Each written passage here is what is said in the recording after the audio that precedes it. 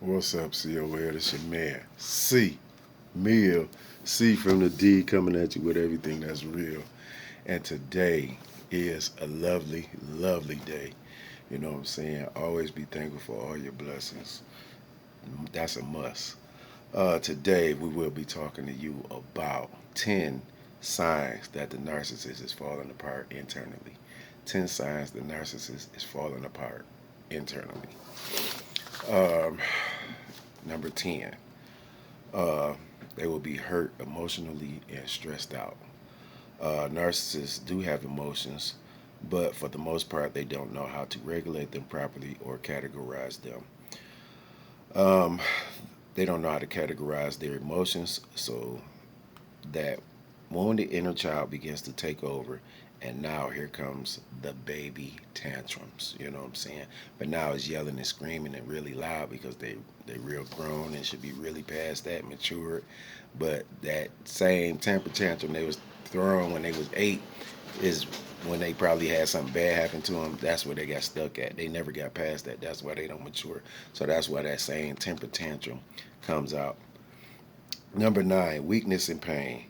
It is like they get an emotional unfamiliar to them, but they can't regulate it or control it, or are articulate enough to describe it. They have a strong need to control their emotions, but they just can't. They are scared on the inside, and the part that really count and they are scared on the inside on the part that really counts. So they just try to cover up the pain and never deal with the pain head on, thus trying to feel important, but they are not. They are full of shame and guilt. Number 8, rage. Basically, their temper tantrums, aka narcissistic rage and uncontrollable outbursts, are mostly fueled by guilt and shame.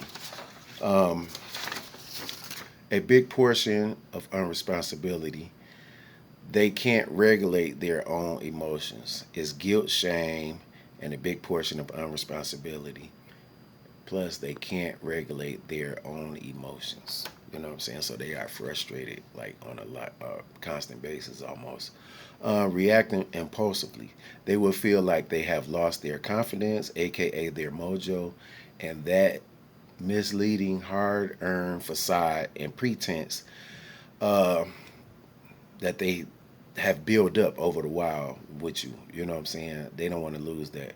The quick decisions and impulsive acts are very misleading because they want you to look at them as being confident, but they are very, very scared and afraid with every move.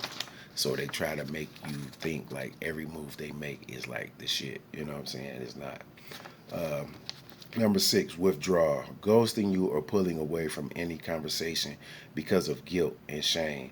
They really don't want to trip themselves up. So the petty arguments and fights ensue because they would rather not talk because they are folding internally and they don't want to say nothing to trip over their own words to get themselves up that they have been cheating, manipulating you, or backstabbing you in the back. You know what I'm saying? Because they keep saying that they didn't, but they really did. Number 5, projecting you in a negative light.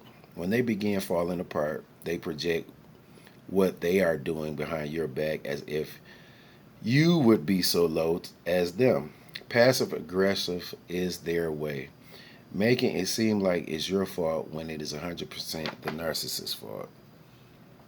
Um, that's how they do it. You know what I'm saying? They try to put it on you.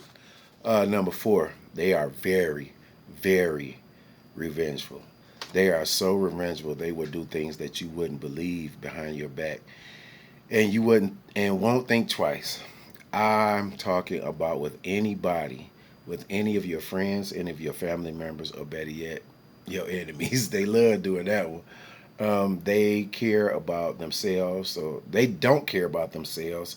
So they damn sure don't care about you. So using their body, their mouth, any private parts, anything, talking bad about you, letting somebody in the house, having sex with them in your house, they will go very far with it and try to stand in your face and act like they ain't did a thing.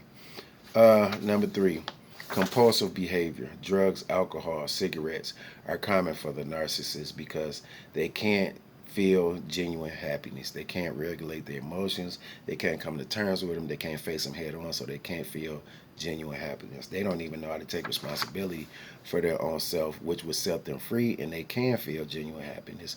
They don't know how to do that.